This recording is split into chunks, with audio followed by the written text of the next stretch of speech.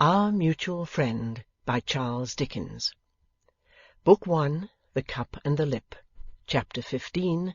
Two New Servants. Mr. and Mrs. Boffin sat after breakfast in the bower, a prey to prosperity. Mr. Boffin's face denoted care and complication.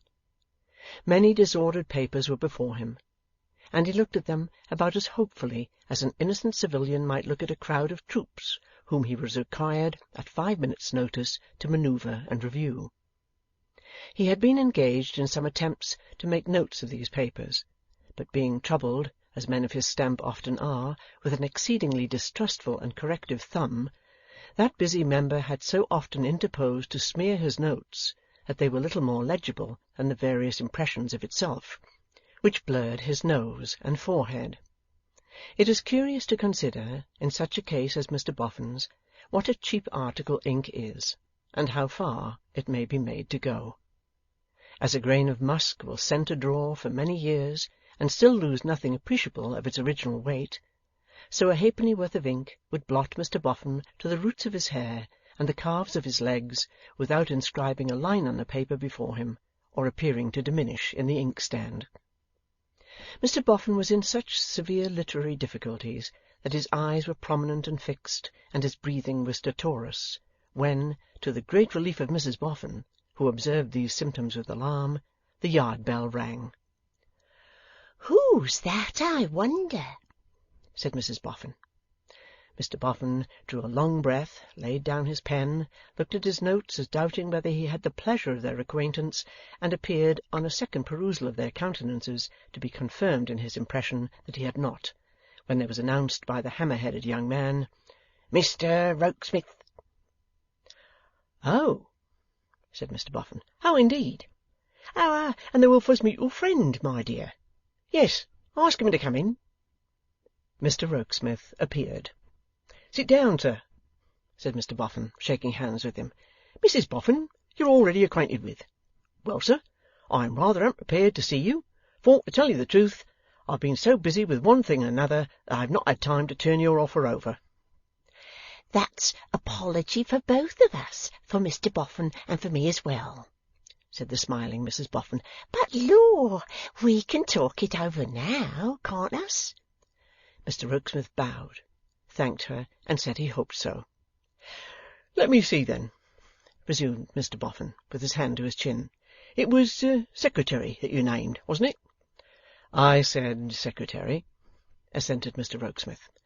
"It rather puzzled me at the time," said Mr. Boffin, "and it rather puzzled me and Mrs. Boffin when we spoke of it afterwards, because, not to make a mystery of our belief, we've always believed a secretary to be a piece of furniture, mostly of mahogany, lined with green baize or leather, with a lot of little drawers in it. Now, you won't think I take a liberty when I mention that you certainly ain't that." "Certainly not," said Mr. Rokesmith. But he had used the word in the sense of steward. "Why, as to steward, you see," returned Mr. Boffin, with his hand still to his chin, "the odds are that Mrs. Boffin and me may never go upon the water. Being both bad sailors, we should want a steward if we did, but there's generally one provided." Mr. Rokesmith again explained, defining the duties he sought to undertake as those of general superintendent, or manager, or overlooker, or man of business. "Now, for instance, come," said Mr. Boffin in his pouncing way, "if you entered my employment, what would you do?" "I would keep exact accounts of all the expenditure you sanctioned, Mr. Boffin. I would write your letters under your direction. I would transact your business with people in your pay or employment. I would," with a glance and a half-smile at the table, "arrange your papers." Mr. Boffin rubbed his inky ear and looked at his wife. "And so arrange them as to have them always in order for immediate reference, with a note of the contents of each outside it." "I tell you what," said Mr. Boffin, slowly crumpling his own blotted note in his hand, "if you'll turn to at these present papers, and see what you can make of 'em, I shall know better what I can make of you." No sooner said than done. Relinquishing his hat and gloves, Mr. Rokesmith sat down quietly at the table, arranged the open papers into an orderly heap, cast his eyes over each in succession, folded it, docketed it on the outside, laid it in a second heap, and, when that second heap was complete and the first gone, took from his pocket a piece of string and tied it together with a remarkably dexterous hand at a running curve and a loop. "Good," said Mr Boffin. "Very good. Now, let us hear what they're all about. Will you be so good?" John Rokesmith read his abstracts aloud. They were all about the new house. Decorator's estimate, so much. Furniture estimate, so much. Estimate for furniture of offices, so much. Coachmaker's estimate, so much. Horse dealer's estimate, so much. Harness maker's estimate, so much. Goldsmith's estimate, so much. Total, so very much. Then came correspondence. Acceptance of Mr Boffin's offer of such a date and to such an effect. Rejection of Mr Boffin's proposal of such a date and to such an effect. Concerning Mr Boffin's scheme of such another date to such another effect. All compact and methodical. "Apple pie order," said Mr Boffin, after checking off each inscription with his hand, like a man beating time. "And whatever you do with your ink, I can't think, for you're as clean as a whistle after it. Now, as to a letter, let's," said Mr Boffin, rubbing his hands in his pleasantly childish admiration, "let's try a letter next. To whom shall it be addressed, Mr Boffin?" "Any one. Yourself." Mr Rokesmith quickly wrote, and then read aloud. "Mr Boffin presents his compliments to Mr John Rokesmith, and begs to say that he has decided on giving Mr John Rokesmith a trial in the capacity he desires to fill. Mr Boffin takes Mr John Rokesmith at his word in postponing to some indefinite period the consideration of salary. It is quite understood that Mr Boffin is in no way committed on that point. Mr Boffin has merely to add that he relies on Mr John Rokesmith's assurance that he will be faithful and serviceable. Mr John Rokesmith will please enter on his duties immediately." "Well now, Noddy," cried Mrs Boffin, clapping her hands, "that is a good one." Mr Boffin was no less delighted. Indeed, in his own bosom he regarded both the composition itself and the device that had given birth to it as a very remarkable monument of human ingenuity. "And I tell you, my dearie," said Mrs Boffin, "that if you don't close with Mr Rokesmith now at once, and if you ever go a-muddling yourself again with things never meant nor made for you, you'll have an apoplexy, besides iron moulding your linen, and you'll break my heart." Mr Boffin embraced his spouse for these words of wisdom, and then, congratulating John Rokesmith on the brilliancy of his achievements, gave him his hand in pledge of their new relations. So did Mrs Boffin. "Now," said Mr Boffin, who, in his frankness, felt that it did not become him to have a gentleman in his employment 5 minutes without reposing some confidence in him, "you must be let a little more into our affairs, Rokesmith. I mentioned to you, when I made your acquaintance, or I might better say when you made mine, that Mrs Boffin's inclinations was setting in the way of fashion, but that I didn't know how fashionable we might or might not grow. Well, Mrs Boffin has carried the day, and we're going in neck and crop for fashion." "I rather inferred that, sir," replied John Rokesmith, "from the scale on which your new establishment is to be maintained." "Yes," said Mr Boffin, "it's to be a spanker.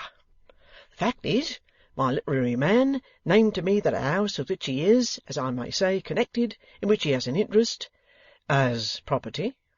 inquired John Rokesmith. "Why, no," said Mr Boffin, "not exactly that. A sort of a family tie." "Association?" the secretary suggested. "Ah," said Mr Boffin, "perhaps.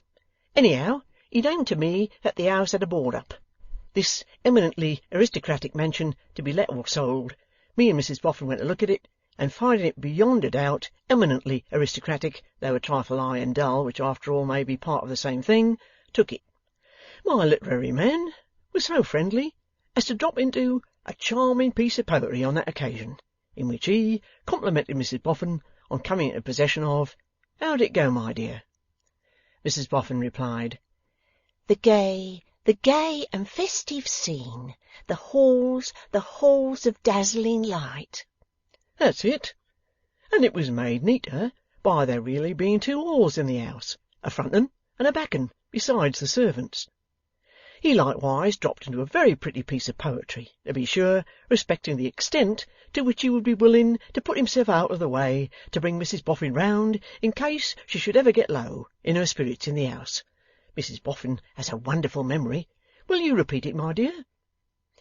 Mrs Boffin complied by reciting the verse in which this obliging offer had been made, exactly as she had received them.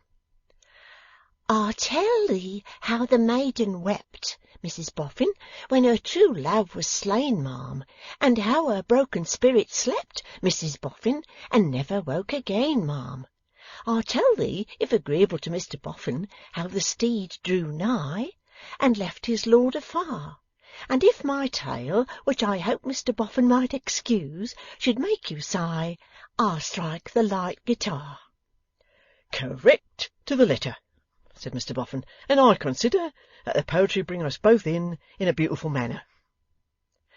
The effect of the poem on the secretary being evidently to astonish him, Mr Boffin was confirmed in his high opinion of it, and was greatly pleased. Now, you see, Rokesmith, he went on, a literary man, with a wooden leg, is liable to jealousy.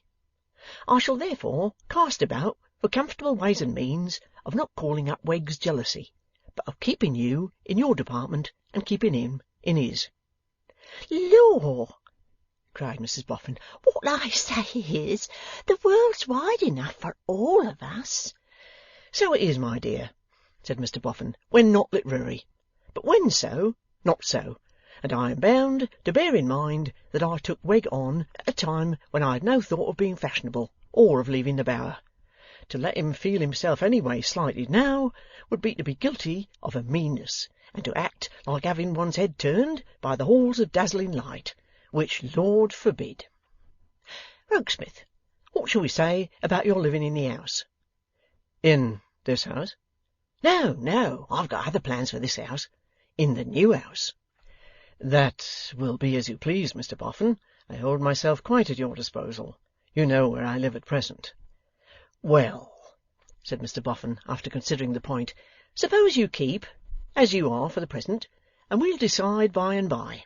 You'll begin to take charge at once of all that's going on in the new house, will you? Most willingly. I will begin this very day. Will you give me the address? Mr Boffin repeated it, and the secretary wrote it down in his pocket-book. Mrs Boffin took the opportunity of his being so engaged to get a better observation of his face than she had yet taken. It impressed her in his favour, for she nodded aside to Mr Boffin. I like him.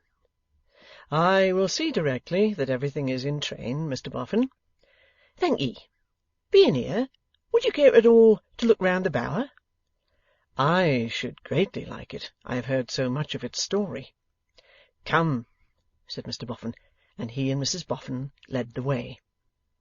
A gloomy house, the Bower, with sordid signs on it of having been through its long existence as Harmony Jail in miserly holding, bare of paint, bare of paper on the walls, bare of furniture, bare of experience of human life.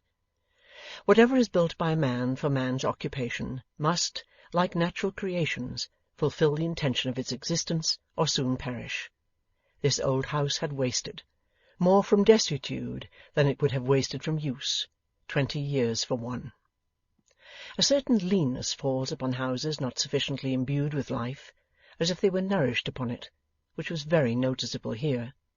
The staircase, balustrades, and rails had a spare look, an air of being denuded to the bone, which the panels of the walls and the jambs of the doors and windows also bore. The scanty movables partook of it. Save for the cleanliness of the place, the dust into which they were all resolving would have lain thick on the floors, and those, both in colour and in grain, were worn like old faces that had kept much alone. The bedroom, where the clutching old man had lost his grip on life, was left as he had left it. There was the old grisly four-post bedstead, without hangings, and with a jail-like upper rim of iron and spikes, and there was the old patchwork counterpane. There was the tight-clenched old bureau, receding atop like a bad and secret forehead. There was the cumbersome old table with twisted legs at the bedside, and there was the box upon it in which the will had lain. A few old chairs with patchwork covers, under which the more precious stuff to be preserved had slowly lost its quality of colour without imparting pleasure to any eye, stood against the wall. A hard family likeness was on all these things. "The room was kept like this, Rokesmith," said Mr Boffin, "against the son's return.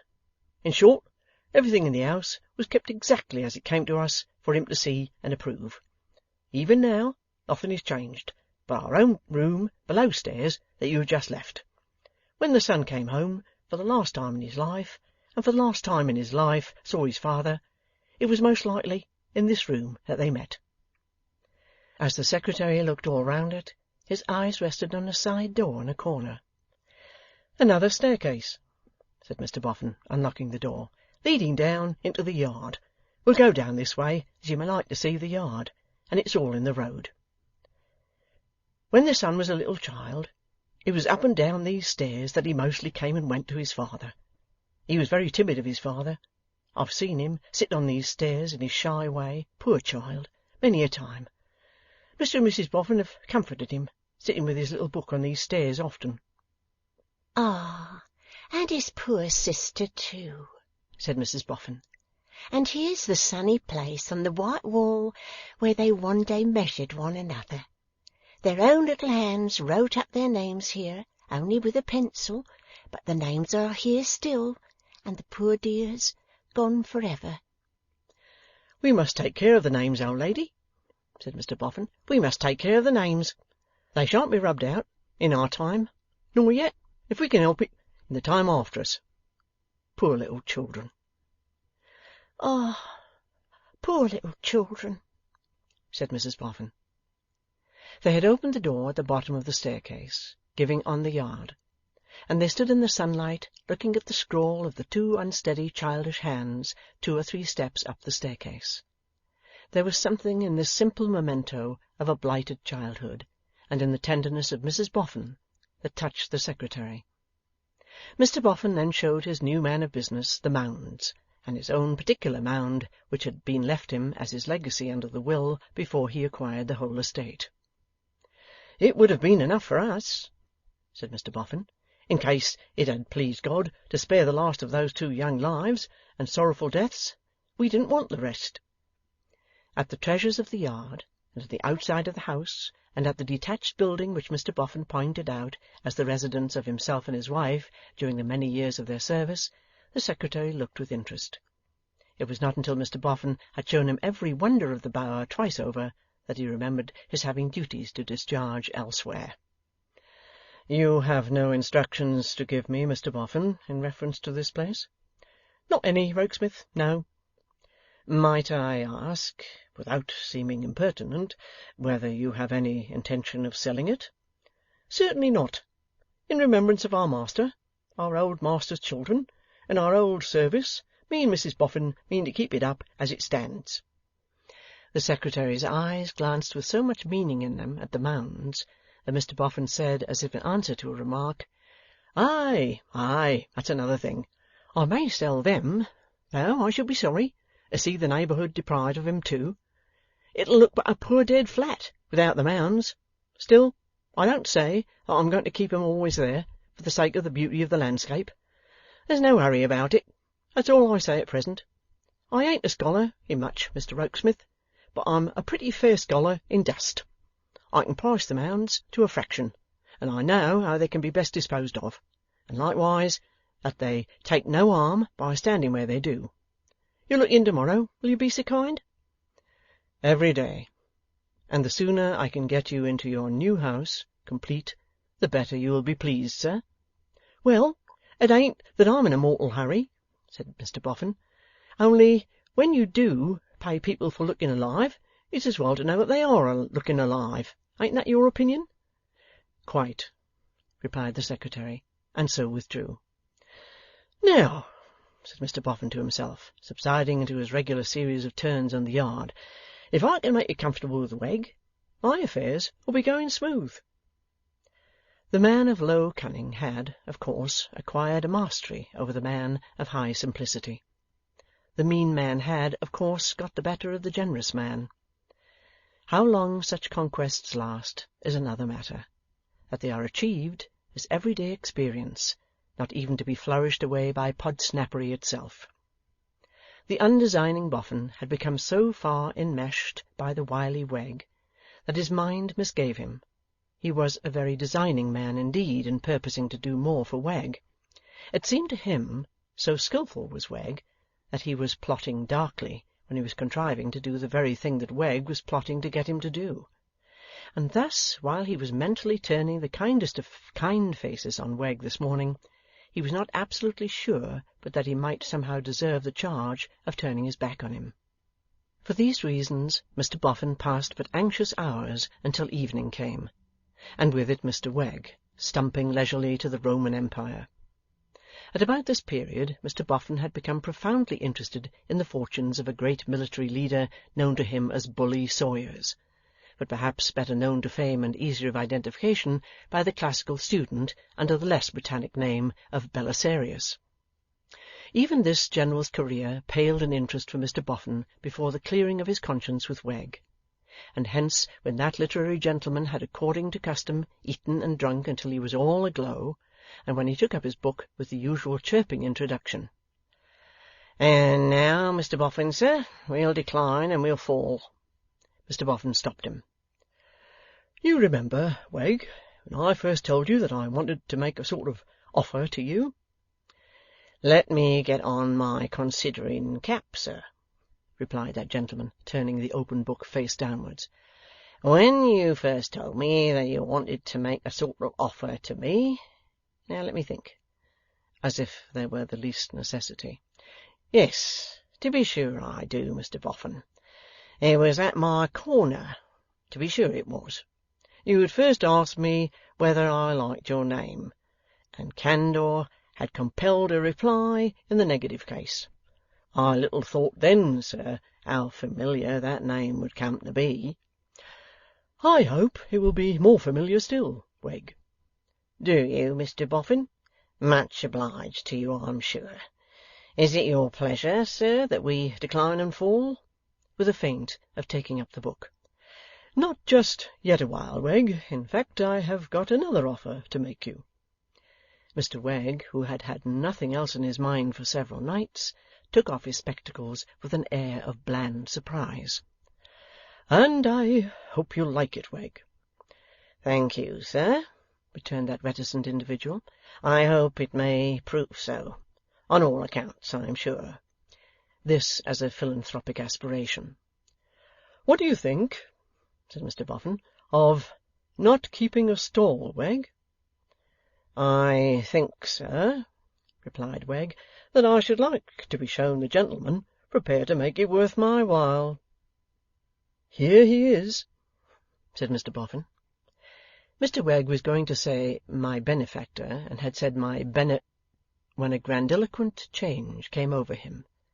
"No, Mr Boffin, not you, sir. Anybody but you. Do not fear, Mr Boffin, that I shall contaminate the premises which your gold has bought with my lowly pursuits. I am aware, sir, that it would not become me to carry on my little traffic under the windows of your mansion. I have already thought of that, and taken my measures. No need to be bought out, sir. Would Stepney Fields be considered intrusive? If not remote enough, I can go remoter. In the words of the poet's song, which I do not quite remember, thrown on the wide world, doomed to wander and roam, bereft of my parents, bereft of a home, a stranger to something, and what's his name, joy, behold little Edmund, the poor peasant boy. And equally," said Mr Wegg, repairing the want of direct application in the last line, "behold myself on a similar footing." "Now, Wegg, Wegg, Wegg," remonstrated the excellent Boffin, "you are too sensitive." "I know I am, sir," returned Wegg with obstinate magnanimity. "I am acquainted with my faults. I always was, from a child, too sensitive. But listen," pursued the Golden Dustman. "Hear me out, Wegg. You have taken it into your head that I mean to pension you off." "True, sir," returned Wegg, still with an obstinate magnanimity. "I am acquainted with my faults. Far be it from me to deny them. I have taken it into my head." "But I don't mean it." The assurance seemed hardly as comforting to Mr Wegg as Mr Boffin intended it to be. Indeed, an appreciable elongation of his visage might have been observed as he replied, "Don't you indeed, sir?" "No," pursued Mr Boffin, "because that would express, as I understand it, that you were not going to do anything to deserve your money. But you are. You are." "That, sir," replied Mr Wegg, cheering up bravely, "is quite another pair of shoes. Now, my independence as a man is again elevated. Now I no longer weep for the hour when to Boffin's his bower the Lord of the Valley with offers came, neither does the moon hide her light from the heavens to-night, and weep behind her clouds o'er any individual in the present company's shame. Please to proceed, Mr Boffin." "Thank you, Wegg, both for your confidence in me and for your frequent dropping into poetry, both of which is friendly. Well then, my idea is that you should give up your stall, and that I should put you into the Bower here, to keep it for us. It's a pleasant spot, and a man with coals and candles and £1 a week might be in clover here." "Ahem! Would that man, sir, we will say that man, for the purposes of argument," Mr Wegg made a smiling demonstration of great perspicuity here, "would that man, sir, be expected to throw any other capacity in, or would any other capacity be considered extra? Now let us, for the purposes of argument, suppose that man to be engaged as a reader, say for the purposes of argument, in the evening. Would that man's pay as a reader in the evening be added to the other amount, which, adopting your language, we will call clover, or would it merge into that amount, or clover?" "Well," said Mr Boffin, "I suppose it would be added." "I suppose it would, sir. You are right, sir. Exactly my own views, Mr Boffin." Here Wegg rose, and balancing himself on his wooden leg, fluttered over his prey with extended hand. "Mr Boffin, consider it done. Say no more, sir. Not a word more. My stall and I are for ever parted. The collection of ballads will in future be reserved for private study, with the object of making poetry tributary." Wegg was so proud of having found this word that he said it again with a capital letter. "Tributary to friendship, Mr Boffin. Don't allow yourself to be made uncomfortable by the pang it gives me to part from my stock and stall. Similar emotion was undergone by my own father when promoted for his merits from his occupation as a waterman to a situation under government. His Christian name was Thomas. His words at the time, I was then an infant, but so deep was their impression on me that I committed them to memory, were, 'Then farewell, my trim-built wherry, oars and coat and badge farewell, never more at Chelsea ferry shall your Thomas take a spell.' My father got over it, Mr Boffin, and so shall I." While delivering these valedictory observations, Wegg continually disappointed Mr Boffin of his hand by flourishing it in the air. He now darted it at his patron, who took it, and felt his mind relieved of a great weight. Observing that as they had arranged their joint affairs so satisfactorily, he would now be glad to look into those of Bully Sawyers, which, indeed, had been left overnight in a very unpromising posture, and for whose impending expedition against the Persians the weather had been by no means favourable all day. Mr Wegg resumed his spectacles therefore, but Sawyers was not to be of the party that night, for before Wegg had found his place, Mrs Boffin's tread was heard upon the stairs, so unusually heavy and hurried that Mr Boffin would have started up at the sound, anticipating some occurrence much out of the common course, even though she had not also called to him in an agitated tone. Mr Boffin hurried out, and found her on the dark staircase, panting, with a lighted candle in her hand. "What's the matter, my dear?" "I don't know, but I wish you'd come upstairs." Much surprised, Mr Boffin went upstairs and accompanied Mrs Boffin into their own room. A second large room on the same floor as the room in which the late proprietor had died.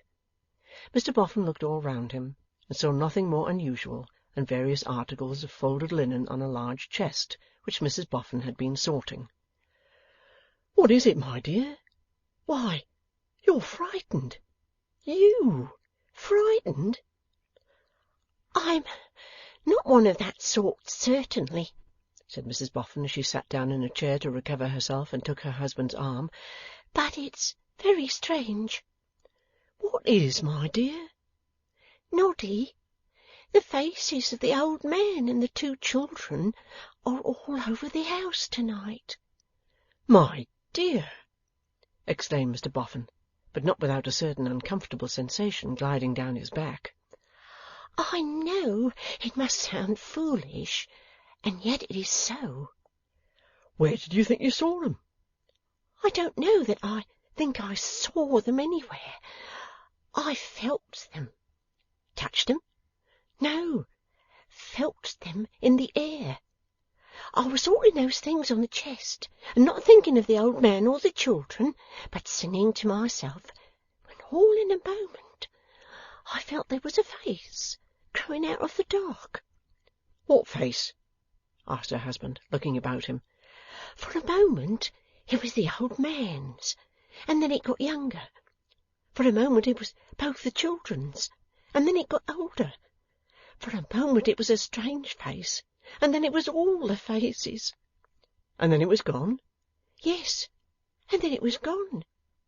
"Where were you then, old lady?" "Here at the chest. Well, I got the better of it, and went on sorting, and went on singing to myself. 'Lor,' I says, 'I'll think of something else, something comfortable, and put it out of my head.'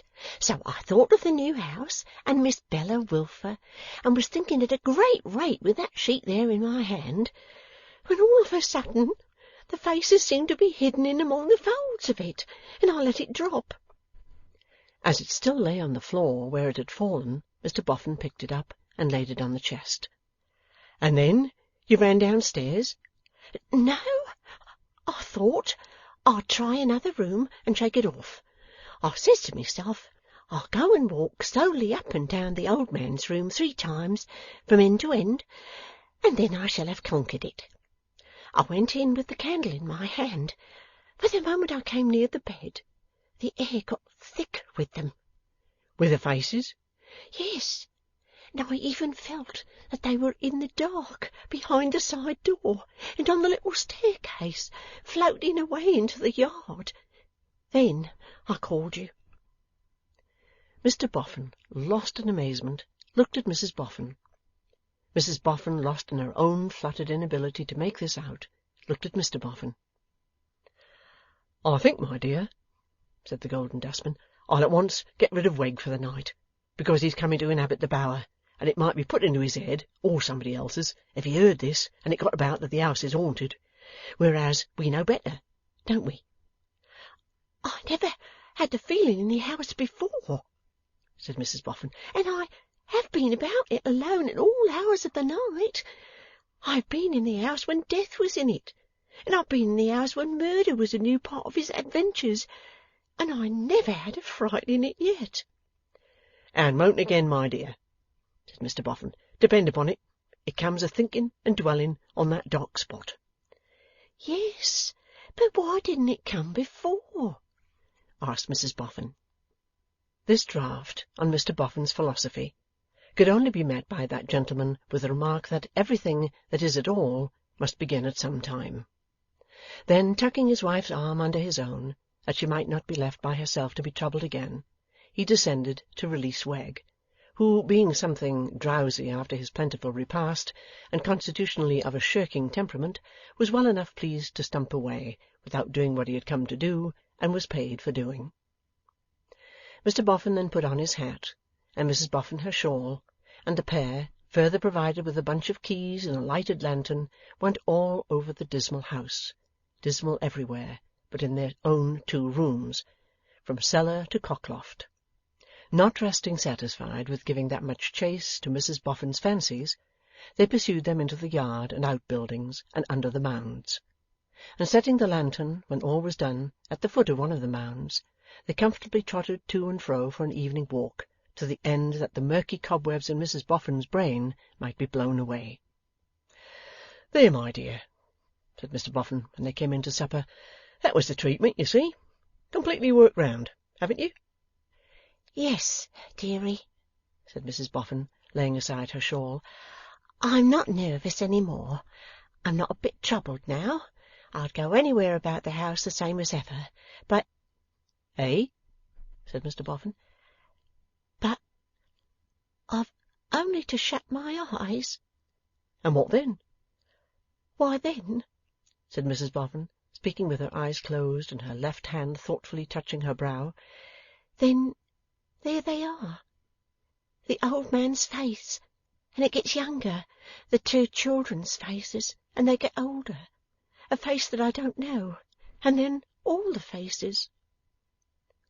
Opening her eyes again, and seeing her husband's face across the table, she leaned forward to give it a pat on the cheek, and sat down to supper, declaring it to be the best face in the world.